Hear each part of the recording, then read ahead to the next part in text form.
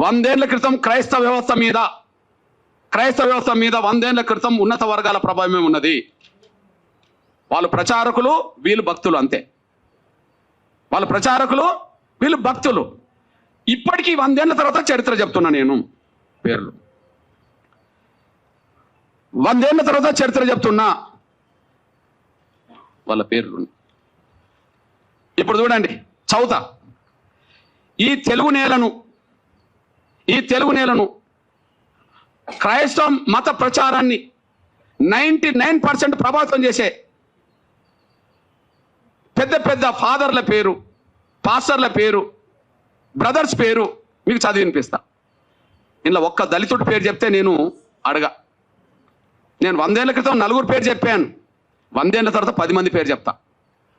ఒక్కసారి ఆ 10 మంది పేర్లు వినండి. బ్రదర్ అనిల్ కుమార్, వైఎస్ రాజశేఖర్ గారు అల్లుడు. బ్రదర్ అనిల్ కుమార్, వైఎస్ రాజశేఖర్ గారు అల్లుడు. చాలా గొప్ప ప్రచారకుడు, బ్రాహ్మణ్. ఓకే, ఆయన పెద్ద ప్రచారకుడు అని చెప్పి మా బ్యాచ్, ఆయన గొప్పోడు, గొప్ప ప్రచారకుడు అని చెప్పి వీళ్ళు వెళ్తారు. అక్కడ దాకా ఎదగరు వీళ్ళు, కానీ ఎక్కడికి వెళ్తారు? ప్రచారకుడు ఎవరు? Anil.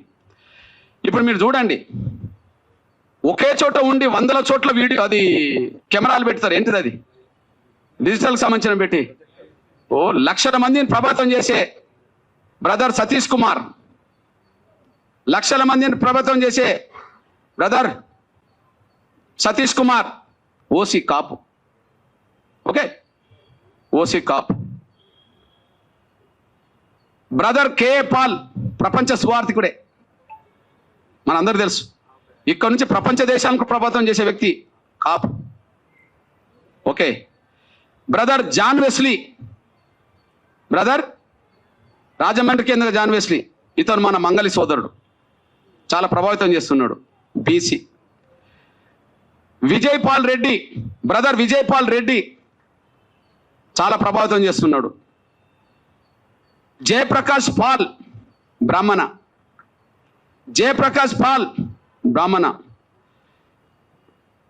Shyam Kishore, pastor Shyam Kishore, OC Kamma. Okay, OC Kamma. Stephen Paul, pastor PJ Stephen Paul, OC, బ్రాహ్మణ. ఓసన్న మినిసిస్ John Wesley, Kapu. Pastor Shalem Raj, BC. Pastor Shalem Raj, BC. మా దళితుడు ఎక్కడున్నాడో నాకు అర్థమే అవుతలేడు. వీళ్ళు ఈ తెలుగు నేల మీద క్రైస్తవ మత ప్రచారకులుగా వాళ్ళు దేశంలో అంతర్జాతీయ స్థాయిలో పేరు తెచ్చుకుంటున్నారు. వాళ్ళని నమ్మి సమానత్వం ఉన్నదని చెప్పి వీళ్ళు భక్తులుగా పోతున్నారు. ఇప్పుడు ఈ ప్రచారం చేసిన వాళ్ళకు, ఈ మతంలో చేరండి, ఈ మతం గొప్పదని చెప్తున్న వాళ్లకు 1950 ఆర్డర్ వర్తించదు. 1950 ఆర్డర్ వర్తించదు. వాళ్ళ కులం వాళ్ళ కులంగానే ఉంటుంది. వాళ్ళ కులం వాళ్ళ బ్రాహ్మణ కులమే, వాళ్ళు ఓసీలే. వాళ్ళ కమ్మ కులమే, వాళ్ళు ఓసీలే. మా మంగళ సోదరుడు బీసీనే, కాపులు ఓసీనే అక్కడ కదా, కమ్మ వాళ్ళు ఓసీనే.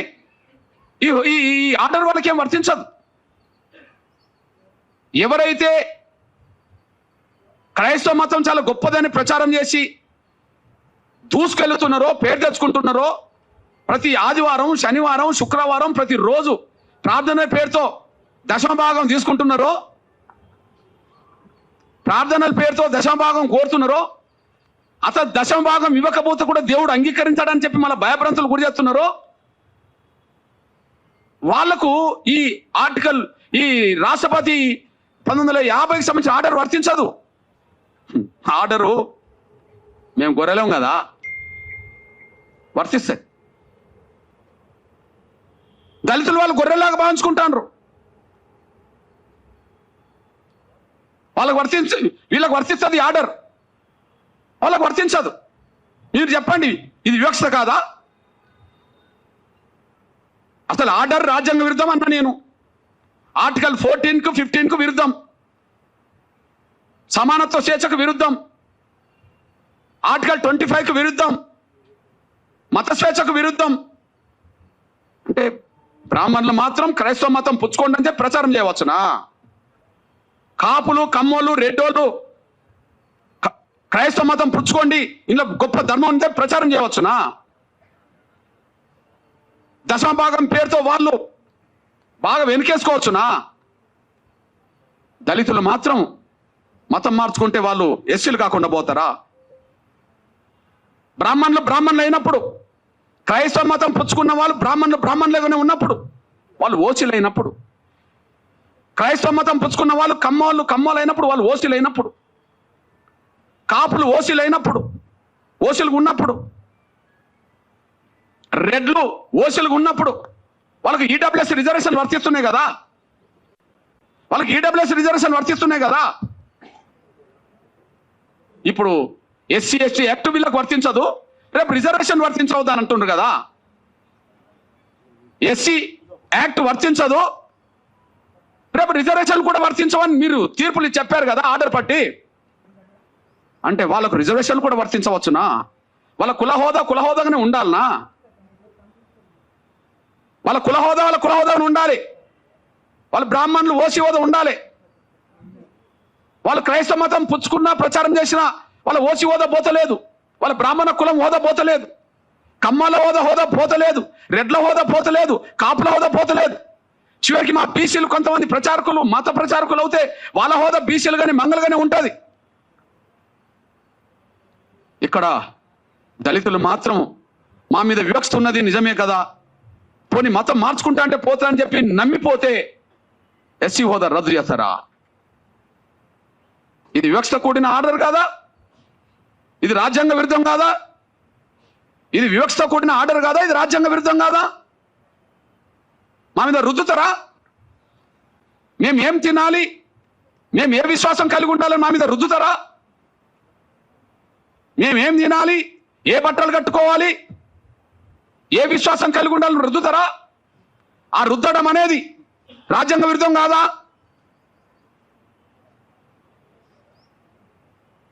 మత స్వేచ్ఛ లేదని, ఎవరు కూడా హిందూ ధర్మంలోనే ఉండాలని కుల వ్యవస్థ రద్దు చేసి ఆర్టికల్ 25 తొలగించండి, మాకు అభ్యంతరం లేదు. మత స్వేచ్ఛ వద్దు, అందరూ హిందువులుగానే ఉందాం, అందరూ సనాతన ధర్మం విశ్వసిద్దాం, అందరూ హిందువులుగానే ఉందాం, సనాతన ధర్మాన్ని విశ్వసిద్దాం. కుల వ్యవస్థ ఉండదు, కులాన్ని రద్దు చేస్తున్నామని చెప్పానండి. దాని ద్వారా మెజారిటీ ప్రజలు ఆర్టికల్ 25 ఉన్నా లేకపోయినా దాన్ని పట్టించుకోరు. మనకి ఇక్కడ అందరికీ స్వేచ్ఛ ఉంటే, అందరికీ గౌరవం ఉంటే, ఈ మత విశ్వాసాల్లో, హిందూ ధర్మంలో లేదా సనాతన ధర్మంలో ఏదో ఒక లోపం లేకపోతే, కుల వ్యవస్థను సమర్థించే వ్యవస్థ లేకపోతే ఇన్ని ఎందుకు వస్తాయి? మనం విస్తరించలేకుండా పోయినాం, కానీ వాళ్ళు విస్తరించుకుంటూ ఇక్కడికి వచ్చేశారు. ఆ విస్తరించేటప్పుడు అది కరెక్ట్ మంచిది అని చెప్పి ప్రచారం చేసింది అగ్రకులాల క్రైస్తవ ప్రచారకులే. వివక్ష గురైన వాడు పోతే మాత్రం అని హక్కు రద్దు చేస్తారు. ఇది న్యాయం కాదు, ధర్మం కాదు. ఇది గాంధీ కుట్రలో భాగం, ఇది గాంధీ కుట్రలో భాగం. గాంధీ ప్రత్యక్షంగా ఉండి కమ్యూనల్ అవార్డు అమలు కాకుండా అడ్డుకున్నాడు. గాంధీ పరోక్షంగా ఆనాడు రాజ్యాంగ సభ చర్చల్లో దళిత క్రైస్తవులకు రిజర్వేషన్ అవసరం లేదు, మేము అందరూ సమానమే అని చెప్పి 4 క్రైస్తవ అగ్రకులాల క్రైస్తవ పెద్దలతో అలా రాయించుకున్నాడు. ఇది కుట్ర. నాటి నుంచి నేటి వరకు వివక్ష కొనసాగుతుంది. నాటి నుంచి నేటి వరకు వివక్ష కొనసాగుతుంది. ఈ నేపథ్యంలో స్పష్టం చేస్తున్నాం, పోనీ అంబేద్కర్ అభిప్రాయం స్పష్టంగా ఉన్నది. అంబేద్కర్ విలువనిస్తుండ్రా? మేము అంబేద్కర్ను గౌరవిస్తామని మాట్లాడుతుండ్రు కదా, అంబేద్కర్ ప్రపంచ మేధావని మాట్లాడుతుండ్రు కదా, అంబేద్కర్ గొప్ప రాజనీతిజ్ఞుడు అని మాట్లాడిండు కదా. మరి ఆయన అభిప్రాయానికి విలువనియాలి కదా, ఆయన అభిప్రాయానికి విలువనివ్వాలి కదా. ఈ దేశంలో మత వ్యవస్థ కంటే మత వ్యవస్థను మింగింది ఇప్పుడు కుల వ్యవస్థ కదా. ఏదో అంటారు చూడు, పాముకు పాలు పోస్తే కాటేయకుండా ఉంటుందా అంటే, సనాతన ధర్మంలో కులం లేదనేటోళ్ళు ఉన్నారు, సంతోషమే. హిందూ ధర్మంలో వివక్ష లేదని ఉంటారు, సంతోషమే. మరి సనాతన ధర్మానికి కులానికి సంబంధం లేనప్పుడు, హిందూ ధర్మంలో వివక్ష లేనప్పుడు కుల వ్యవస్థ మనకు అవసరమే లేదు కదా.